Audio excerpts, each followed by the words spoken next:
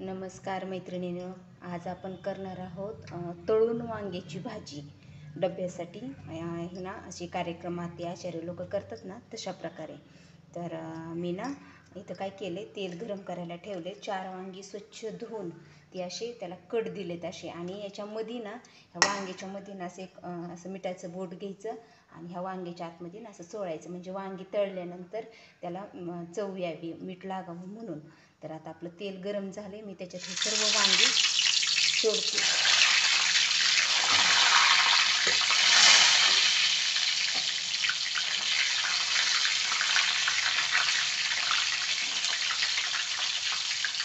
तर ह्याला आपली वांगी ना चांगली मऊ होईपर्यंत मी तळून घेते. तर आपली वांगी ना तळलेत एक 3-4 मिनिट ना चांगली तेलात. जास्त पण गाळ, आता तुम्हाला जशी आवडतात, जास्त मऊ झालेली किंवा असेच तशी तुम्ही काढू शकता. आमच्यात जास्त मऊ गाळ झालेली आवडत नाही, असेच आवडतात. तर मी आता काढून घेते वांगी, आणि तुम्ही पाहू शकता आपले वांगी मऊ झालेत तेलात पूर्ण अशी. तर मग असेच बरे आहेत, असे छान लागतात भाजीत. आता ना यातलं मी तेल काढून घेते आणि भाजीला जेवढं हवं आहे ना तेवढंच ठेवते. या भाजीला ना तेल पण भरपूर लागतं, त्याच्यामुळे मी ना यातलं तेल काढते आणि भाजीपुरतं ठेवते. तर मी भाजीपुरतं तेल ठेवलं आहे, एवढं तेल लागतं ह्या भाजीला. आता ना आपण गॅस चालू करू. तेल गरम करायला ठेवले, तुम्हाला साहित्य दाखवते. इथे ना मी एक मोठा कांदा किसून घेतला, एक टोमॅटो किसून घेतलाय, हे लसण आणि खोबऱ्याचं वाटण आहे. या खोबऱ्यातच लसण टाकलेलं आहे, थोडंसं शेंगदाण्याचं कूट आणि कढीपत्ता. शेंगदाण्याचं कूट ना खूप थोडं घ्यायचं, आता मी घेतलं एवढं, पण यातलं थोडंच टाकते. आणि इथे ना का तर आपली भाजी शेंगदाण्याचं कूट जर जास्त झालं तर आपल्या भाजीला तेल येत नाही, पांढरे दिसते. आणि ते दुसरे साहित्य, कोथिंबीर कट करायची राहिली, कट करते नंतर. हे मीठ चवीनुसार, आपण वांग्याला पण मीठ लावले, फक्त आता मसाल्यापुरतंच मीठ टाकायचं. मोहरी, जिरी, हिंग, लाल तिखट, किचन किंग मसाला, काळा तिखट, कांदा लसूण मसाला, आणि ही ना कसुरी मेथी अशी हातावर गरम करून हातावर चोळून घेतलेली आहे. तर आपलं तेल गरम झाले, आता मी याच्यात ना मोहरी टाकते. आपली मोहरी तडतडली की नंतर आपण त्याच्यात जिरे टाकू.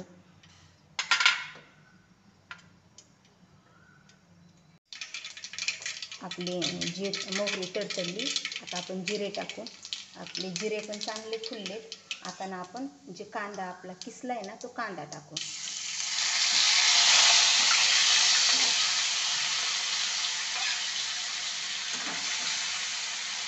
आता ना आपण हा कांदा आहे ना फुल घेतो, लाल होईपर्यंत चांगला असा कांद्याची शिजते ना ती छान परतून घ्यायची. एक त्याला चांगलं कलर पण लाल यावा आणि त्याला असं तेल पण सुटावं असं. आणि आपण याच्यातच मीठ टाकू, म्हणजे कांदा लवकर भाजला जातो. मी आता सर्व मीठ टाकते, एवढं मीठ बसतील भाजीला, तर टाकत नाही कांद्यावर. आता ह्याला चांगलं भाजते आणि नंतर हे भाजत आलं ना, नंतर याचे टोमॅटो टाकते. आणि आता ना या स्टेजला कढीपत्ता टाकते. सुरुवातीला कढीपत्ता टाकला असताना तर ते तेलात उडलं असतं, म्हणून कांद्याबरोबर टाकते. चांगलं परतते आणि नंतर टोमॅटो टाकते. तर आपला कांदा ना थोडा लालसर झाला आहे, आणखी टोमॅटो बरोबर आणि लसूण खोबऱ्याबरोबर आपला कांदा लाल होईल. जास्त लाल आत्ताच केला तर नंतर तो करपलेली होईल, म्हणून एवढाच लाल करते. आणि आता या स्टेजला नाही तर टोमॅटो टाकते.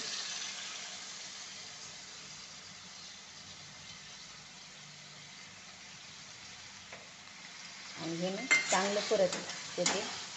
याला पण आता टोमॅटोतलं पण पाणी आटोपर्यंत ह्याला परतीत राहते. आपलं टोमॅटोमधलं पण पाणी पूर्ण आटलं आहे आणि टोमॅटो पण चांगला परतला आहे. आता ना आपण याच्यात ना आपण जे लसण आणि खोबऱ्याचं वाटण आहे ना, ते लसण खोबऱ्याचं वाटण टाकू. आणि हे पण वाटण चांगलं परतू, ह्याचा लसणाचा आणि खोबऱ्याचा कच्चेपणा जाईपर्यंत.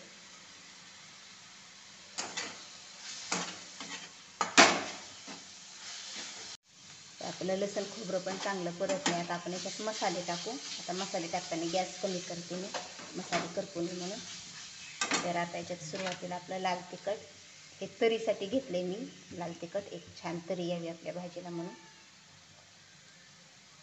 नंतर कांदा लसूण मसाला,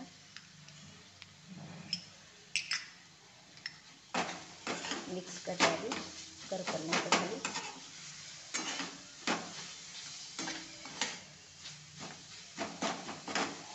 त्यानंतर घरी बनवलेलं आपलं काळं तिखट,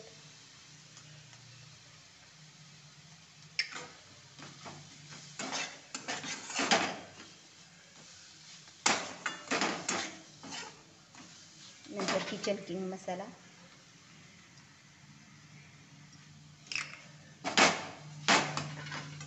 हिंग,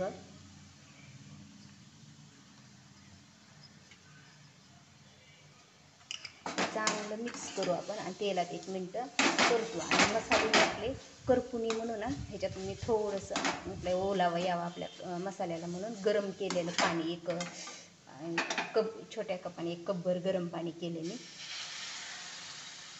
थोडंच टाकायचं, जास्त टाकायचं नाही. आपले हे मसाले ना असे ओलसर होऊन चांगले भाजावेत म्हणून. अशा प्रकारे आता हे ना झाकण टाकून हे मसाले ना चांगले आपले त्याला तेल सुटेपर्यंत ह्याच्यात असेच भाजून परतून देते. आणि याच्यात ना कसुरी मेथी टाकते आणि ह्याच्यावर झाकण टाकते. आणि हे असेच ना झाकण टाकून त्याला चांगली वाफ येऊन देते 3-4 मिनटाची. म्हणजे तेल तर 1-2 मिनटाची वाफ येऊन दिली मी आपल्या मसाल्याला. पाण्यात चांगले हे करून दिले. तुम्ही पाहू शकता छान आपले मसाले पाण्यात शिजलेत. आता ना मी याच्यात ना आपण जे शेंगदाण्याचं कूट घेतलंय ना ते कूट टाकते.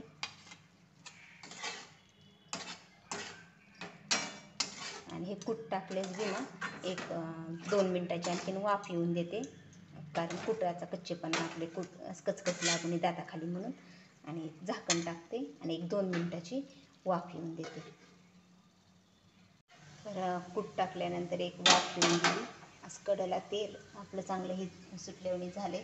आणि जे आता तळून घेतलेले आपले वांगे आहेत ना ते वांगे टाकूयात आपण याच्यात. चांगलं मिक्स करूया ह्याला. मसाले सर्व वांग्याला आपल्या कोट झाला पाहिजे. अशा प्रकारे याच्यात कोथिंबीर पण टाकू. आणि ह्याला ना झाकण टाकून आणखीन 1 वाफ देऊ. म्हणजे आपले मसालेत ना वांग्याच्या आतपर्यंत चांगले मुरले जातात म्हणून.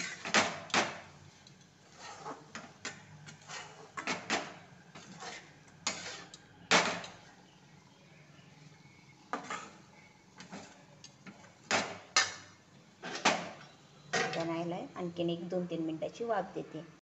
तर वांगे टाकल्यावर 1-2 मिनटाची वाफ दिली. आपलं वांगं तयार आहे. आता मी गॅस बंद करते आणि आपलं वांगं सर्व हलवून घेते.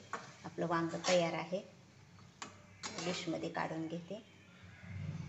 तर आपली वांग्याची भाजी तयार आहे. तुम्हाला कशी वाटली ती नक्की सांगा कमेंटमध्ये. आवडली असेल तर व्हिडिओला लाईक करा, शेअर करा. आणि ज्यांनी सबस्क्राईब केलं नाही ना त्यांनी सबस्क्राईब करा. आणि तुम्ही पण अशा प्रकारे ना वांग्याची भाजी करून पहा, खूप छान लागते.